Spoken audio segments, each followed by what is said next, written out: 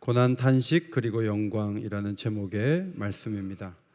로마서 7장에서 사도 바울은 속사람으로는 하나님의 법을 즐거워하지만 그러나 죄의 영향 때문에 죄와 싸워야 하는 또 하나의 자신에 대한 고민, 그것을 속상해했습니다. 그러나 8장에 와서 성령이 도와주시고 성령이 하나님의 율법을 지킬 수 있는 마음도 주시고 즐겁게 하나님 말씀을 따라감으로 몸의 행실을 죽이고 살 길을 찾아 나설 수 있도록 하나님의 영이 우리를 도우신다는 해답을 제시했습니다. 중요한 것은 성령이 정말 나를 도와주시느냐 하는 것인데, 성령은 우리가 기도할 때 아버지를, 하나님을 아빠, 아버지라고 부를 수 있게 하는 그 일부터 시작하신다. 그래서 많은 사람이 성경 공부를 많이 하지 않았어도 어느 날 하나님을 아버지라고 부르는 그 현상은 자신이 정신이 없는 것이 아니고 성령의 도우심으로 가능한 것이다. 하나님이 진정 우리의 아버지가 되신다면 우리는 그분의 상속자가 된다. 이런 말씀을 지난 주일까지 전해드렸습니다. 그러면 이제 아무 문제가 없는가? 또 다른 문제를 하나 다루는데, 그것은 고난의 문제예요. 신앙이 좋고 은혜를 받고 신령하고 좋아져도 현실에 부딪히는 이 아픔의 문제, 이 아픔의 문제를 어떻게 극복하며 나갈 것인가, 그것을 가르쳐 주는데, 지난 주일에 봤던 17절 말씀에서 한 가지 힌트를 얻게 됩니다. 17절 함께 읽겠습니다. 시작.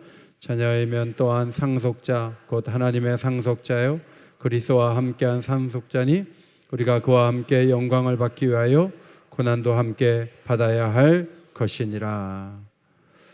음식 맛이 비슷하다면 친절한 식당으로 가겠죠.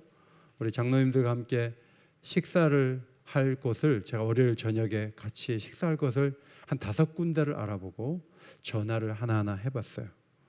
그런데 어떤 집이 직원이 얼마나 친절한지, 이 집에 가서 먹어야 되겠다 하고 이제 월요일 저녁에 그 식당에 갔는데 이분이 상상 이상으로 친절하더라고요. 서비스도 잘해주고, 그래서 우리 교역자들하고 또 여기 가야 되겠다, 이제 그런 마음을 가지면서 그 자매에게 물어봤어요. 혹시 주인과 어떤 관계가 되십니까? 그랬더니 주인이 자기 엄마래요. 그러니까 종업원이 아니고 딸이에요. 아마도 그 식당을 상속받을 사람 같아요. 그래서 정말 열심히 서빙하는 거예요. 여러분, 식당을 상속받을 딸도 얼굴 피고 누구보다 열심히 일해요. 그런데 하나님께서 놀라운 상속자, 그리스도와 함께한 상속자로 우리를 불러주셨는데 좋은 일만 기대하고 어려운 일은 하나도 나는 허용하지 않겠다, 이것은 정상적이지 않아요. 마땅히 우리가 영광과 함께 고난도 받아야 할 것이니라, 이런 태도를 갖는 것이 마땅한 것이죠. 두 번째, 고난에 대처하는 방법, 18절 생각 좀 하자, 생각하건대. 헬라어로는 계산한다, 셈한다, 추리한다, 그런 말이에요. 뭘 계산하고 뭘 비교하고 뭘 추리하느냐 하면 현재의 고난과 장래 우리에게 올 영광을 한번 비교해보자는, 이것을 셈해보라는 거예요. 현재의 고난은 아담 덕분에 우리가 당하는 고난이 많고, 우리가 실수하고 우리가 땅에 발을 붙이며 사니까 우리에게 오는 것들이 있지만 이거는 지나가는 거예요. 이 또한 지나가는 거예요. 그런데 장래의 영광은 은혜로 주어지는 것들인데 영원할 것이라는 이 두 가지 사실을 앞에 놓고 셈을 해보고 추리해보고 생각을 해보면 고난이 우리를 상실하게 하고 아프게 하고 무너뜨릴 수 있는 것이 될 수 없다, 이런 결론에 도달한다는 것이죠. 디모데후서 2장 10절에 그러므로 내가 택함 받은 자들을 위하여 모든 것을 참으면 그들도 그리스도 예수 안에 있는 구원을 영원한 영광과 함께 받게 하려 함이라. 사도로서 많은 것을 참았어요. 우리 성도들이 구원을 받을 뿐만 아니라 영원한 영광과 함께 받아 누리는 삶을 위해서 사도는 자신의 헌신이 가치 있다고 생각하고 잘 참았다는 것이죠. 고난을 당할 때 7가지 주의할 점, 여러분 설교 노트 주보를 여시면 괄호를 팠어요. 거기다가 볼펜이 있으면 좀 써놓으시면 좋겠어요. 첫째로, 놀라서는 안 돼요. 이상한 일 만난 것처럼, 아니 나한테 왜 이런 일이 일어나? 말도 안 돼. 하나님은 뭐 하시는 거야? 이렇게 놀라는 대응을 하는 것은 좋지 않아요. 당연히 그럴 줄 알았어. 예상을 하고 고난에 직면해야 돼요. 두 번째, 가로 안에 흔들리지 않아야 돼요. 성도들이 고난을 당하면 흔들려요. 잘하던 기도도 안 하고 예배도 안 나오고 흔들리는 거예요. 그러면 안 돼요. 1세기 성도들은 기쁨으로 환난을 당했고 많은 이들은 뭔가 있다.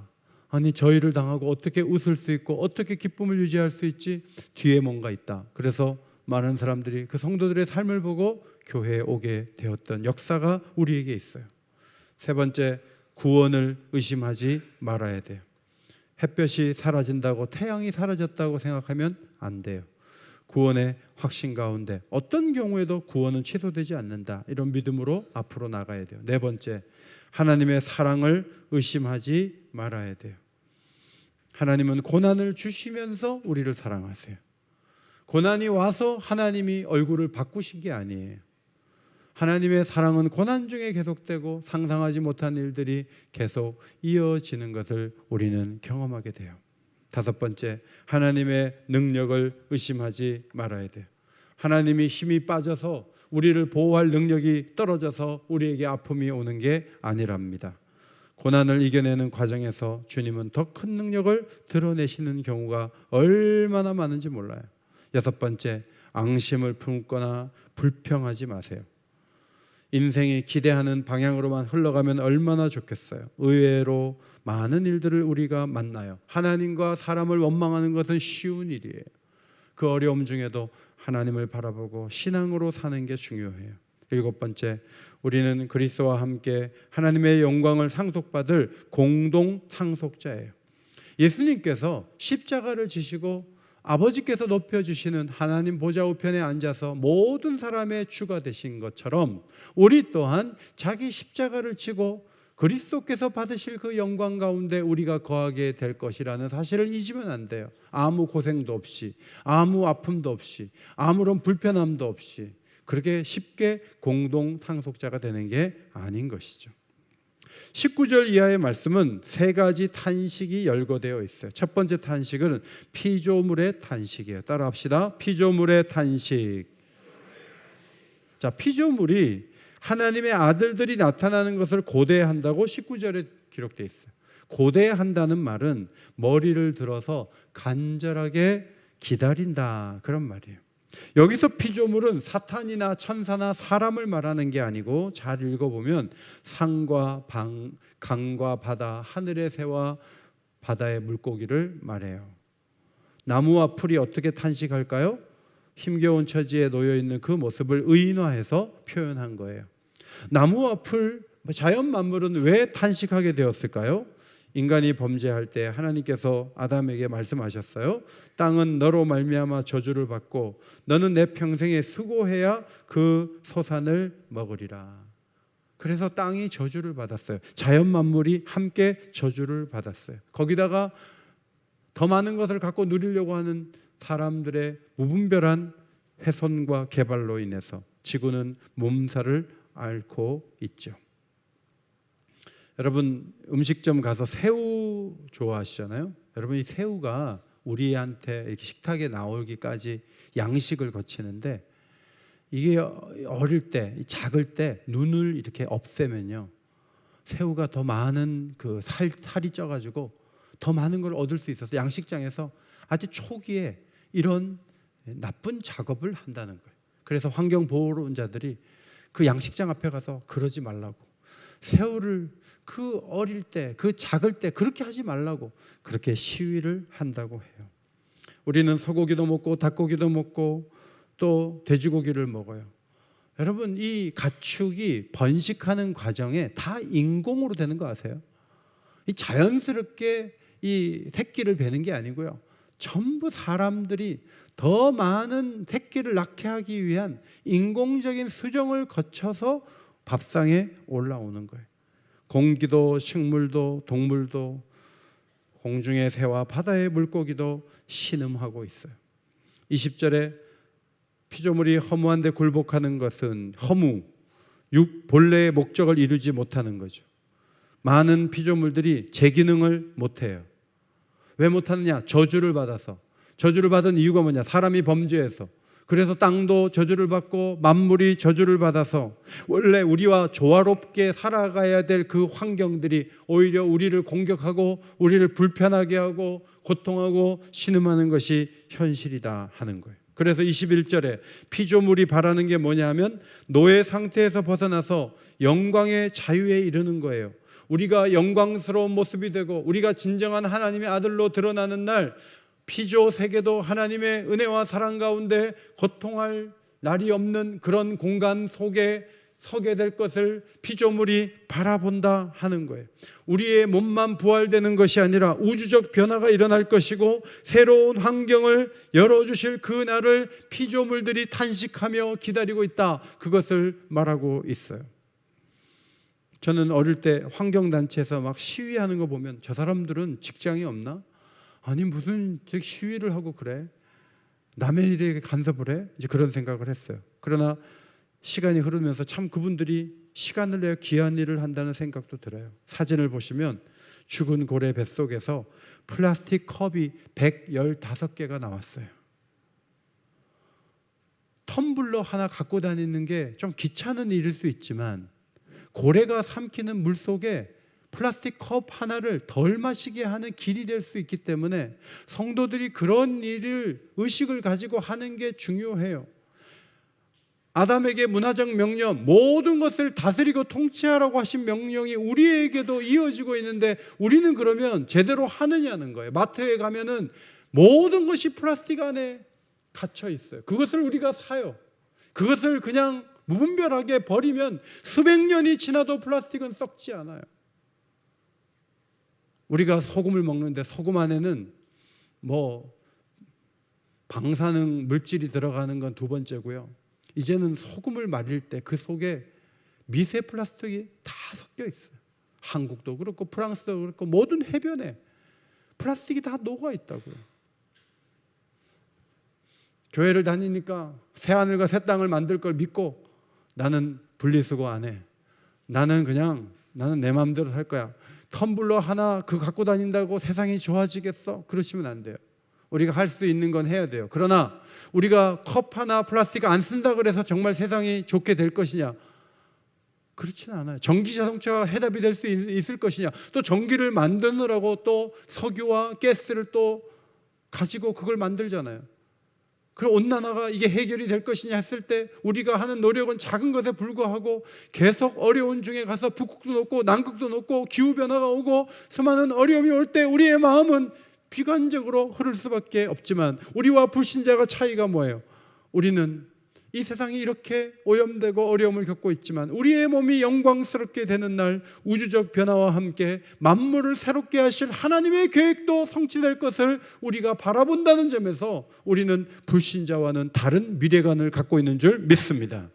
그것이 우리들의 마음이에요. 우리의 신앙이에요. 이사야 선지자는 자신이 살던 시대에도 새롭게 하기가 어려워진 상황에서 하나님이 펼쳐주실 영원한 미래, 평화로운 미래를 보면서 새 하늘과 새 땅이 있을 때 이렇게 된다고 기록했어요. 이리와 어린 양이 함께 먹을 것이며. 이리는 어린 양을 잡아먹죠. 양이 이리가 있으면 도망을 쳐야 돼요. 그런데 천국은 이리와 어린 양이 함께 먹는 곳이에요. 천국 가기 전에 교회를 보면 서로 무슨 감정이 있고 서로 멀리할 만한 충분한 이유가 있고 어떤 성도는 이리 같고 어떤 성도는 어린 양과 같은 존재가 되어서 계속 피해 다녀야 되고 그런 관계가 될지 모르지만 주님 앞에 와서 은혜를 받으면 이리와 어린 양이 함께 먹을 저 세계를 이 땅에서 구현해 나가면서 그 누구와도 사랑스럽게 지내고 있고 아름답게 지낼 수 있는 그런 모습으로 살아갈 수 있는 것이 교회의 사명이 아니겠어요? 사자가 소처럼 즙을 먹고 뱀이 흙을 양식으로 삼는 헤엄도 없고 상함도 없는 아름다운 미래를 우리는 바라봐요. 22절 피조물이 다 이제까지 함께 탄식하며 함께 고통을 겪고 있는 것을 우리가 아느니라. 함께 탄식하다, 함께 고통하다. 헬라어로 보면 한 단어로 돼 있어요. 그런데 이 두 단어는요 다 해산의 고통과 관련이 있어요. 그냥 탄식만 하는 게 아니에요. 탄식을 하는데 그 다음에 좋은 일이 있는 거예요. 피조물이 탄식을 하면서 이 인간들 다 사라져라, 이게 아니에요. 피조물이 탄식하면서 당신들이 영광스럽게 부활하는 그날 우리도, 이 나무들도, 이 숯불들도, 이 바다도, 이 하늘도 새로운 날이 올 거예요 라면서 그 다음에 소망을 가진 그런 피조물의 탄식을 하고 있다, 그런 말이에요. 계시록 21장 5절 말씀을 읽겠습니다. 시작. 보좌에 앉으시니가 이르시되 보라 내가 만물을 새롭게 하노라 하시고 또 이르시되 이 말은 신실하고 참되니 기록하라 하시고. 만물이 사라지는 게 아니에요. 새로워지는 거예요. 우리 몸이 전혀 다른 몸이 되지만 이 육체가 부활함으로 새로운 몸을 입듯이 만물도 새로워진 상태에서 놀라운 변화를 있게 경험하게 될 것이고 피조물들은 그날을 바라보고 있다. 이것이 성경적 가르침이에요. 두 번째, 우리가 탄식하죠. 23절, 그뿐 아니라 또한 우리 곧 성령의 처음 익은 열매를 받은 우리까지도 속으로 탄식하여 양자 될 것 곧 우리 몸의 속량을 기다리느니라. 자, 피조물만 탄식하는 게 아니고 우리도 탄식해요. 여기서 탄식한다는 단어는 앞에 함께 탄식한다는 단어하고 달라요. 헬라어로 스테나조라는 단어예요. 이 동사는 스테노스라는 좁은이라는 그 형용사에서 온 단어예요. 좁아요. 그래서 탄식하는 거예요. 소켓 이제 전구가 오랬으니까 나가서 마트에서, 요새 전파사도 잘 없어서 전구 찾기도 힘들어요. 어렵게 구해가지고 딱 끼려고 하는데 좁아요. 이게 등이 더 커요. 못 하는 거예요. 그러면 아유 어떡해, 이거 못 끼잖아. 그러면 이거 고치려고 했는데 고치지 못하고 마트에 또 가야 돼요. 아이고 어떡해. 이게 스테나조예요. 탄식하는 거예요. 여러분, 우리는 성령의 처음 익은 열매를 받았죠. 몸의 행실을 죽일 수 있고요, 죄에 끌려다니지 않을 수 있어요. 그런데 그러면 신앙생활 잘하고 죄 안 지으면 어려움이 안 오느냐? 아니에요. 너무 신앙생활 잘하고 교회를 사랑하고 기도해도 무릎이 삐끗하기도 하고 파스를 허리에 붙여야 되기도 하고 병원에 가니까 아이고 수술을 좀 하셔야 되겠습니다, 이런 말을 듣기도 해요. 그래서 우리는 아이고 어떡해, 이게 스테나조예요. 여러분, 그것을 믿음 없는 반응이라고 말하면 안 돼요. 누구나 탄식하는 게 세상의 삶이기 때문에. 어느 목사님이 제게 보내온 글이에요. 겨울을 지날 때쯤 또 어느새 봄이 다가오고 사랑을 알 때쯤 사랑이 식어지고 부모의 그 고마움을 느낄 때쯤 부모는 떠나고 건강의 중요성을 느낄 때쯤 건강은 무너지기 시작하고 나 자신을 조금 알게 될 때 많은 것을 잃어버린 상태에 놓인다. 이것이 인생이다. 이 땅에서 우리는 몸의 구속을 기다려요. 갈등 없는 관계로 살기를 원해요. 무너지지 않는 영원한 거처에서 살기를 원해요. 그러면서 우리는 탄식해요. 그런데 우리의 탄식은 탄식으로 끝나지 않고 사모함으로 연결되는 게 매우 중요해요. 고린도 후서 5장 2절 말씀 앞에 보시고 큰 소리로 읽겠습니다. 시작. 참으로 우리가 여기 있어 탄식하며 하늘로부터 오는 우리 처소로 덧입기를 간절히 사모하느라. 우리 교역자실이 한 번은 천장이 새가지고 보니까 위에서 물이 흘러가지고 하정우 목사님 계실 때 위에 공사를 다 했어요. 그런데 공사를 했는데 그 공사가 제대로 된 공사가 아니라 또 터졌어요. 그래서 3번인가 했어요. 우리 교역자들이 얼마나 탄식했는지 몰라요. 하 목사님도 탄식했어요. 3번 공사를 했다고요. 여러분, 그런데 그런 공사를 할 때 그냥 아이고 어떡해 또 수리해야지, 아이고 어떡해 또 수리해야지, 그렇게만 하면 안 돼요. 여기는 계속 수리를 해야지 살 수 있는 집이에요. 그런데 하늘로부터 오는 처소로 덧입기를 간절히 사모하노라. 하늘로부터 오는 처소가 우리에게 있다는 거예요. 그 처소를 사모하게 하는 게 탄식이에요. 그러므로 이 탄식은 의미가 있고 가치가 있다, 그렇게 볼 수가 있어요.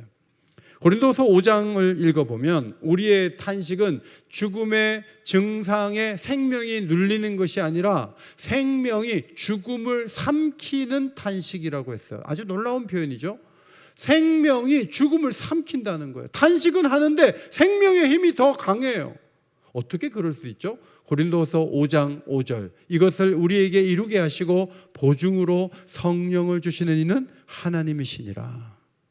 여러분, 죽음의 파워도 세지만 생명의 힘이 더 강하시기를 바랍니다. 그 힘이 강할 수 있는 방법은 한 가지밖에 없어요. 성령을 충만하게 받는 거예요. 성령이 그걸 도와주시면 죽음의 증상이 웬만큼 와도 절대로 흔들리지 않아요. 허리가 삐끗해서 파스를 붙이고 다녀도 웃을 수 있어요. 괜찮아요, 괜찮아요. 머리가 좀 허해져도 괜찮아요. 그리고 얼른 염색하고 나타나서 10살 정도 젊게 나타나는 거예요. 염색한 자기도 알고 그 얼굴을 보는 상대방도 알지만 모두가 속아주는 거예요. 그리고 괜찮아요. 뭐 그럴 수 있어요. 수술해요? 그러면 수술하고 나오면 돼요. 또 회복돼서 또 걸어 다닐 거예요. 생명의 능력을 성령이 주시죠. 청교도 토마스 왓슨이라는 목사님이 말한 내용이에요. 경건한 자도 사랑의 맥박이 약해질 수 있습니다. 마치 시내가 마르듯 은혜의 흐름이 막힐 수 있습니다. 경건한 자 속에서 은혜 대신 부패가 역사할 수도 있습니다. 인내 대신 불평이, 천국 대신에 세속성이 우리를 덮을 수 있어요. 그러나 은총이 줄어든다 해도 은총이 완전히 마르는 일은 없다. 은혜가 가리워지긴 해도 그것이 해체되지는 않는다. 신자는 어느 정도 은혜에서 떨어질 수는 있지만 은혜의 상태에서 완전히 떨어져 나가지 않도록 하나님이 우리의 손목을 붙잡고 있고 우리의 인생을 붙잡고 있는 줄 믿습니다. 하나님은 그런 분이에요. 은혜는 결코 우리를 놓치지 않아요. 오늘 일부 예배 끝나고 제 방에 한 분 오셨어요.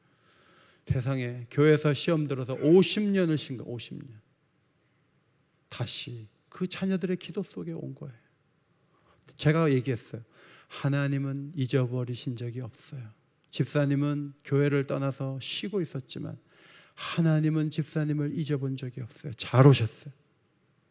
환영했어요. 아직 등록을 안 하고 계시지만 상관없어요. 은혜가 더 강하다는 걸 믿으면 좋은 믿음의 식구가 될 줄 믿습니다. 전도서 12장에 보면 솔로몬이 아주 은유적으로 말하죠. 그 말은 이런 내용이에요. 팔이 떨리고 정정하던 두 다리가 약해지고 이가 빠져서 씹지도 못하고 눈은 침침해져서 보는 것마저 힘겹고 청력이 떨어져서 새들이 지저귀는 노랫소리도 잘 못 듣고 머리는 휘어지고 원기가 빠져서 보약을 먹어도 소용이 없고. 여러분, 하나님이 왜 우리를 그렇게 밀어내시는가요? 이유가 뭐죠? 전도서 12장 5절, 이는 사람이 자기의 영원한 집으로 돌아가고 조문객들이 거리로 왕래하게 됨이니라. 육체가 흙으로 돌아가고 숨이 그것을 주신 하나님께로 돌아가기 전에 내 창조주를 기억하여라. 탄식이 없다면, 늘 좋다면 그 여기가 천국인데 천국 갈 생각해요?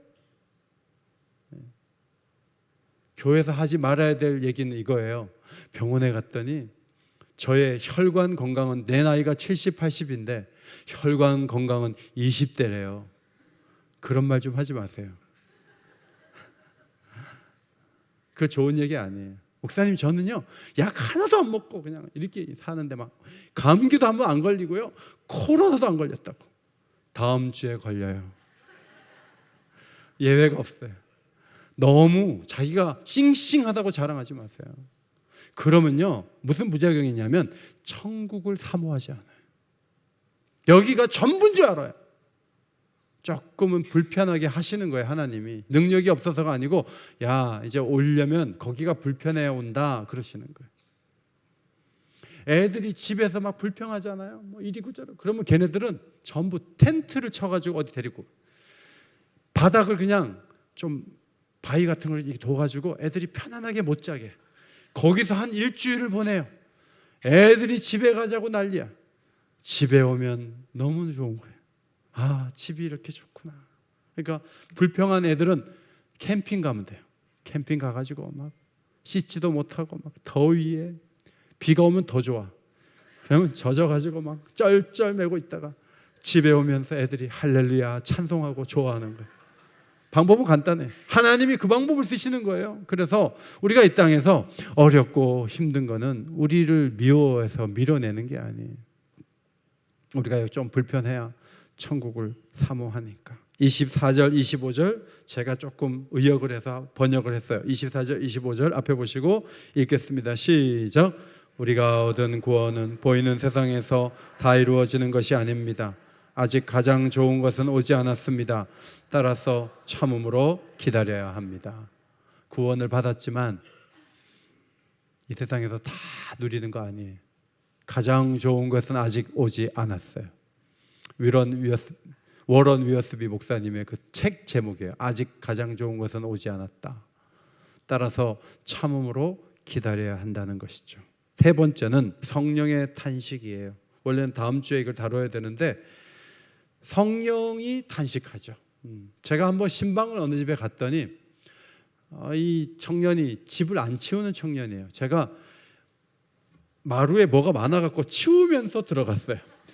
홍해같이 제가 치우면서 거기를 들어갔어요. 청년은 잊을 수가 없어요. 그런데 성령이 우리 마음에 들어오실 때도 야, 이게 문제가 많구만. 이 인격이 약함이 많고 성격적 결함도 많고 해야 할 일은 하지 않고 하지 말아야 될 일을 하고 성공으로 가는 길은 안 가고 실패할 길을 덥석 물고 이렇게 가니 어떻게 하냐 하고 성령이 우리 안에 들어오셔서 막 탄식하세요. 그런데 가장 우리의 큰 약점이 뭐냐? 가장 큰 연약점이 뭐냐면 우리가 기도를 잘 못하는, 마땅히 기도할 바를 알지 못하는 게 우리의 가장 큰 약점인데 그 약점을 성령이 도우신다는 거예요. 여러분, 모세가 대단한 영성을 가진 사람이에요. 그런데 자기가 가나안에 들어가지 말라는 하나님 말씀 듣고 기도하잖아요. 나 좀 들어가게 해달라고. 근데 하나님은 네가 거기 들어가서 여호수아 괴롭히면 어떡하냐. 여호수아는 그건 뭐냐. 이제 그런 마음이 있었던 것 같아요. 넌 됐다. 넌 여기까지야. 모세는 그 기도했다가 응답 못 받았어요. 베드로와 제자들이 높은 자리 올라가려고 자꾸 높은 자리 구했어요. 너희가 구하는 것은 너희가 알지 못하는도다. 뭔지도 모르고 구하는 거예요. 사도 바울조차도 이렇게 아파갖고 내가 어떻게 복음 전도하겠어. 육체의 가시를 빼달라고 간절하게 3번 기도했어요. 근데 응답이 뭐예요? 그 기도 그만하라는 거예요. 내 은혜가 내게 족하도다. 네가 약할 때 내가 강해지는 걸, 네가 그걸 알아야 된다. 이게 응답이에요. 그러니까 사도 바울도 잘못 기도한 거예요. 대단한 분들이 기도를 그렇게 못하면 우리 같은 일반인들은 기도를 정말 제대로 하느냐 하는 거예요. 정말 우리의 고민은 뭐냐면 기도하면 되는 일들이 너무 많은데 일단 기도를 너무너무 안 한다는 거예요. 그리고 기도하는 자리에서도 엉뚱한 것을 자꾸 구하는 거예요. 성령이 탄식하는 이유 중에 가장 큰 이유는 바로 이 부분이에요. 그래서 성령이 우리의 기도를 도우신다는 거예요. 26절을 읽겠습니다. 26절 시작. 이와 같이 성령도 우리의 연약함을 도우시나니 우리는 마땅히 기도할 바를 알지 못하나 오직 성령이 말할 수 없는 탄식으로 우리를 위하여 친히 간구하시느니라. 일단은 제대로 기도도 못하지만 기도를 안 해요.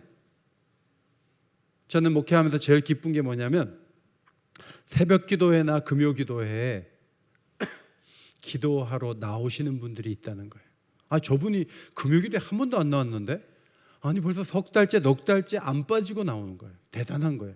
그거는요 성령의 역사예요. 그리고 5분도 기도 못 하시는 분들이요 앉아가지고, 지난주는 제가 10시에 일어났는데 여러 사람이 앉아서 간절히 기도하는 거예요. 성령이 그들의 기도를 도우시는 거예요. 그런데 놀라운 축복이 뭐냐면 기도를 이쪽 방향으로, 동쪽 방향으로 기도하려고 앉았는데 성령이 도와주셔서 서쪽 방향으로 기도하게 어느새 이끌어주고 계세요. 기도할 내용을 수정해 주시고 방향을 고쳐주시면서 성령이 그 기도를 주도하시면서 응답받을 기도, 하나님의 역사를 이룰 수 있는 그런 기도를 드리고 있다면 그것은 성령의 강력한 도우심이 그 기도의 자리에 나타난 줄 믿습니다. 하나님이 그 몸 가운데 임하신 거예요. 성령 하나님이 하나님의 뜻을 너무나 잘 알잖아요. 그 뜻대로 구할 수 있도록, 기도할 수 있도록 성령이 우리의 몸 안에서 일하시는 그 놀라운 일들. 처음에는 이거 어떡하냐, 기도를 안 하고 있네, 기도를 제대로 못하고 있네, 성령이 탄식했어요. 그런데 세월이 흐르면서 기도를 잘할 뿐만 아니라 많이 할 뿐만 아니라 제대로 하는 사람이 되도록 기도를 가르쳐 주시고 기도의 인도자가 되어주시는 분이 성령 하나님이신 줄 믿습니다.